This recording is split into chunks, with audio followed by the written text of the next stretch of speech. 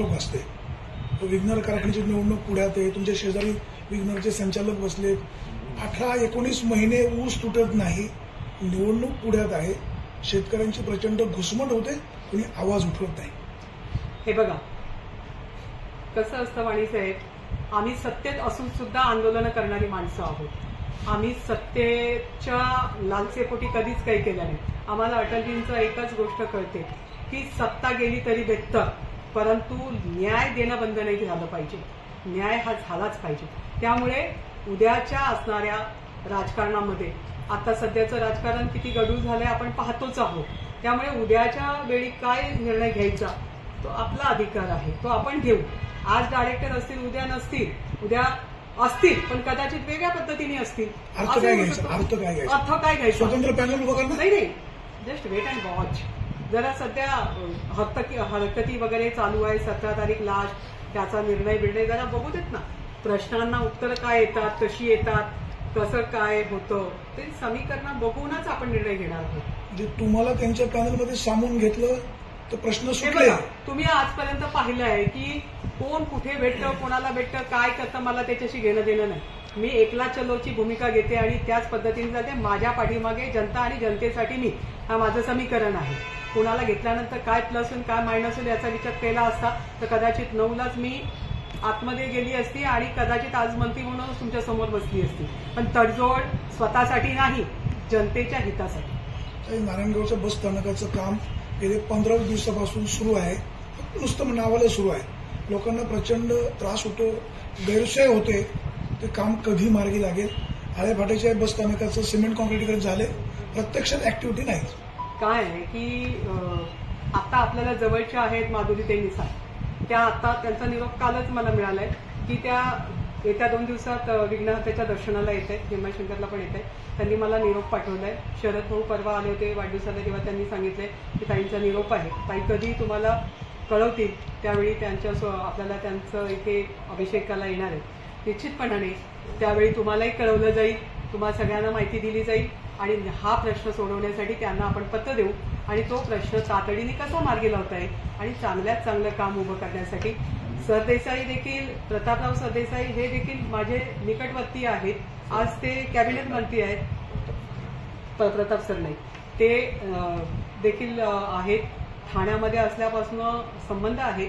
चांगली गोष्ट करायची असेल तर तो पक्षातला असो किंवा नसो, पण पक्षातल्याच असणाऱ्या जर एक महिला प्रतिनिधी जितक्या जिव्हाळ्याने समजू शकतात तर पहिला आपण माधुरीताई इथे येत आहेत, मग त्यांच्याशी पहिला संवाद करू ना आणि त्यांना सांगू मीटिंग लावायला जर त्यांना कॅबिनेटची गरज वाटली तर. पण प्रश्न सोडवायचा तो मनापासून चांगल्या पद्धतीने सोडवायचा. नुसतं कॉन्क्रिटीकरण केलं आहे वगैरे नाही. आता आज आपण सिन्नरला गेलो तर आपल्याला कसं वाटतं की जुन्नर तालुका शिवछत्रपतीची भूमी म्हणतो, पण सिन्नरला गेल्यानंतर तिथे जर बीयूटीवर इतकं सुंदर झालेलं आहे, चारी बाजूनी इतकी सुंदर सगळी व्यवस्था, चांगले शॉप, तिथे असणारी तिथली जे मेंटेनन्स वगैरे ते पाहिल्यानंतर बरं वाटतं. आपल्याला वाटतं की आपल्या जुन्नरची स्थिती किती वाईट आहे, खालच्या जुन्या स्टँडची, या ठिकाणी ओतूरची काय परिस्थिती आहे, आळ्याफाट्याची तर एकदम वाईट परिस्थिती आहे. त्या सगळ्यावर मात करण्यासाठी आपण ताई आल्या की त्यांच्या पुढे प्रश्न ठेवू आणि नुसतं ठेवायचा नाही, त्यांना मीटिंग करायला भाग पाडू आणि त्याच्यातून निश्चितपणाने आपल्याला एक चांगला निर्णय घेता येईल असा विश्वास मला आहे. राज्याचे मुख्यमंत्री देवेंद्रजी फडणवीस असं म्हणाले की 2-4 महिन्यामध्ये स्थानिक स्वराज्य संस्थांच्या निवडणुका होणार आहे. तुमचं काम चांगलं असल्यामुळे तुम्ही वेगवेगळ्या 4 मतदारसंघामधून निवडून आलात. या वेळेला कुठल्या मतदारसंघामधून उभे राहणार? ते बघा ना, अजून म्हैस पाण्यात आहे. आपण बाहेर बोल करण्यात काही अर्थ नाहीये. ज्या वेळेला आराखडा डिक्लेअर होईल, मुळात म्हणजे अद्यापपर्यंत कदाचित 2 महिन्याने लागेल किंवा ऑक्टोबरमध्ये पण लागू शकते. आणि म्हणूनसाठी आत्तापासूनच बोलण्यापेक्षा गट किती होणार आहेत, 7 होणार आहेत, तसं जैसे थे राहणार आहेत की 9 होणार आहेत, हे सुद्धा अजून फायनल नाहीये. 22 तारीख म्हणजे उद्याची येणाऱ्या 22ला राज्य सरकारने त्या ठिकाणी कोर्टाला आपला मसुदा द्यायचा आहे.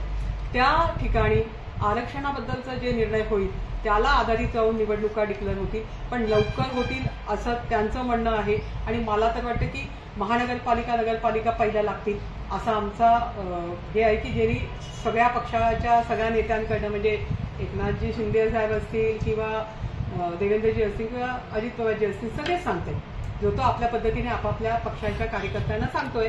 त्याच्यामुळे निवडणुकीची तयारी रणधुमाळी सुरू झालेली आहे. नवीन काही जिल्हे वाढत आहेत, जिल्हे वाढत आहेत म्हणजे तालुके तब्बल 84 तालुके विधानसभा वाढत आहेत. त्याच्यामुळे कदाचित लोकसभा निश्चितच वाढणार आहेत. त्यामुळे त्याच्यात खूप काही बदल होते, पण ते 29च्या याच्यामध्ये आता नाही. आता आपण वाट पाहतो की 21च्या जनगणनेचा वापर होईल की नाही. तो होणार असेल तर आम्ही असेही 3 वर्ष काढले तर अजून 4 महिने गेले तर हरकत नाही. परंतु आपण तसा विचार केला तर ऑक्टोबरमध्ये मुलांच्या परीक्षा येत आहेत. त्याच्या आधी विचार पावसाळा येतोय, पावसामध्ये निवडणुका होतील का, अशा अनेक शंका कुशंका आहेत. जोपर्यंत 22चा कोर्टाचा निर्णय आणि राज्य शासनाचं म्हणणं हे आपल्यासमोर होत नाही तोपर्यंत आपण बोलण्यात काही थांबतो. आशाताई पराभवाला कधी डगमगल्या नाहीत. 2024ला सुद्धा दुर्दैवाने अपयश आलं. काय आत्मचिंतन किंवा काय कशामुळे घडलं, एवढं रणरागिणी कामाच्या महिला असताना सुद्धा अपयश आलं. हा, कसं आहे की जर कधी पक्षाने ज्या पद्धतीने आपल्याला जी उमेद होती शेवटच्या दिवसापर्यंत आपल्याला सांगण्यात आलं होतं, अनेक पक्षांनी सांगितलं आमच्याकडनं लढा, पण आपण नकार दिला. पण आपण विचार असा केला की आपले कार्यकर्ते, आपली संघटना आपल्याला जागेवर ठेवायची असेल तर आपल्याला लढलंच पाहिजे. आणि ती भूमिका आपण घेतली. पक्षाला वाटत असतं आणि मला वाटतं की सगळे दर्दी आहेत, सगळ्यांनी पाहिलंय. त्यामुळे या ठिकाणी जे घडलं ते आज जे उमेदवार त्या पद्धतीने उभे राहिले, पैशाचा जो वर्षाव झाला तो बेछूट होता आणि त्याला काही मर्यादा राहिल्या नव्हत्या. त्यामुळे पराजय हा आपण नुसतंच मतदारांवर टाकण्यापेक्षा नाती गोती त्या ठिकाणी राहिलेले एवढे मोठ्या संख्येचे उमेदवार त्या ठिकाणी असणारा अनेक लोकांनी अनेक शक्ली घडवल्या, कोणी उमेदवार नावाचे दिले, काय काय प्रयोग केले, त्याची सहानुभूती असेल. शेवटच्या टप्प्यात जे अगदी आत्महत्येपर्यंत गेले त्याची सहानुभूती असेल, काही असेल, पण जीता वो सिकंदर असं मी मानणारी आहे. त्याच्यामुळे त्या गोष्टीला आपण चॅलेंज नाही करायचं, पुढे चालायचं. पण पुढे जात असताना ज्यांना दिलंय त्यांनी त्याची काळजी घेतली पाहिजे, त्या पद्धतीने न्याय देता आला पाहिजे. नाही तर विरोधक इतका कडवा आहे हे विसरून चालणार नाही.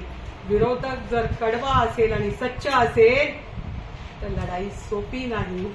लोकांना न्याय द्यावाच लागेल, द्यायला भाग पाडूच.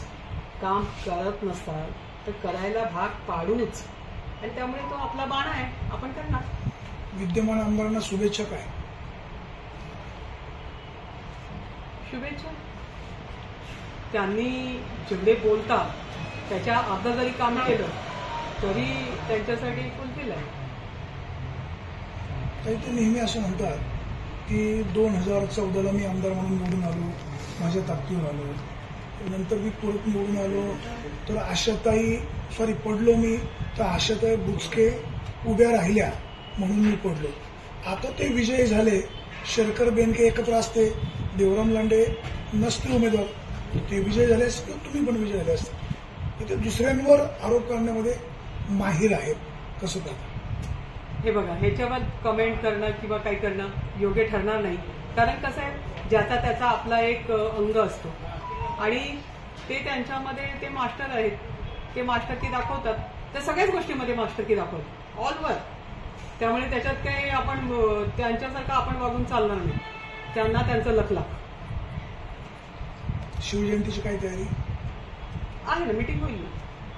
देवेंद्रजी कालच जर्मनीला गेले, कळले आपल्याला आत्ताच. ते आल्यानंतर बसायचं आहे, मीटिंग होईल. चंद्रकांत दादांनी सांगितले, बावनकुळे साहेबांनी सांगितले. आता सध्या आमची जी चाललेली सगळ्यात महत्वाची पक्षाची बांधणी म्हणजे त्याला आपण असं म्हणू की सदस्य नोंदणी आणि सदस्य नोंदणी अभियान हे फार महत्वाचं आहे आणि त्या टप्प्यावर काम सुरू आहे. त्यामुळे बाकीच्या गोष्टींकडे लक्ष जरी कमी असलं तरी ही बांधणी आजच्या तारखेपर्यंतच होती, पण तिच्यासाठी आणखी 6 दिवस वाढवून द्यावं असा तकादा राज्य सरकारने केंद्र सरकारला विनंती केलेली आहे. ती मान्य झाली तर 30 तारखेपर्यंतची मुदत आम्हाला मिळेल सदस्य नोंदणी अभियानामध्ये. आणि निश्चितपणाने राज्याच्या अपेक्षा, केंद्राच्या अपेक्षा राज्याकडनं आहेत, तर त्या आमच्यासारख्या कार्यकर्त्यांनी पूर्ण करण्यासाठी धडपड करावी. ती धडपड आम्ही करतो. ताई, नारायणगावच्या बस स्थानकाचं तर काम सुरू होणार आहे. जे आपलं उतरूचं बस स्थानक आहे ते पावसाळ्यामध्ये खड्ड्यात जातं, जे जुन्नरचं बस स्थानक आहे त्याचे 12 वाजलेले आहेत, त्यासाठी काही प्रयत्न होतील का? फिटिंग सांगितलं ना तुम्हाला. आता माधुरीताई आहेत आणि त्यांच्या भेटी देऊन आपण भले कशाने तुम्ही लोक असाल, आपण त्यांना दाखवू जरा परिस्थिती. ओके, त्यांना सांगू की थोडा 1 तास आमचा वेगळा द्या आम्हाला तुम्हाला फक्त गाडीतून तिथे उतरून बघा आणि फोटो काढून त्यांना देऊन टाकू. म्हणजे त्या तिकडे त्या पद्धतीने मला पूर्ण विश्वास आहे. शेवटचा प्रश्न, सरकार असं म्हणतं की कुठल्याही सरकारी कार्यालयामध्ये म्हणजे प्रामुख्याने महसूलच्या तलाठी आणि सर्कल यांच्या कार्यालयामध्ये कुठलाही अशासकीय कर्मचारी असता कामा नये, परंतु जुन्नरला तहसील कचेरीमध्येच अशासकीय कर्मचारी आहेत, जे अशासकीय व्यक्ती ते शासकीय दप्तर हाताळतात. नाही, नक्की आपण तहसीलदारांना विचारू आणि तसं असेल तर ताबडतोब त्यांना ते कमी करावं लागेल, नाही तर कायम करावं लागेल. 2च पर्याय आहेत. शासनाची बंदी आहे ती कायम करू शकत नाही, आणि असतील तर त्यांना हस्तक्षेप किंवा त्यांना ह्या तालुक्यात असणाऱ्या प्रत्येक शेतकऱ्याचं जे डॉक्युमेंट आहे ते त्याची संपत्ती आहे. पण शेतकऱ्यांकडून दुसरं काय शेतकऱ्याकडे आहे, आणि मग त्याचे असणारे जे महत्वाचे डॉक्युमेंट आहेत ते कधी गहाळ होऊ शकतात, त्याला धोका होऊ शकतो. त्या सगळ्या गोष्टीला बाधा येऊ नये याच्यासाठी ते अशासकीय लोक तिथे राहूच नाही किंवा त्यांनी ते हाताळू नये याच्यासाठीच आपण पत्रव्यवहार करून त्यांना कमी करायला लावू. विद्यमान तहसीलदार शेळके जे आहेत त्यांचाच एक सहकारी खासगी माणूस एक टेबल सांभाळतो, ते असं नाही, अशी चर्चा आहे. नाही, चर्चा आहे ती आपण प्रूव्ह केली पाहिजे. कन्फर्म माहिती आहे, आपण चेक करू. तुम्ही द्या माहिती, आपण स्वतः जाऊन कार्यालयात चेक करू. थँक्यू.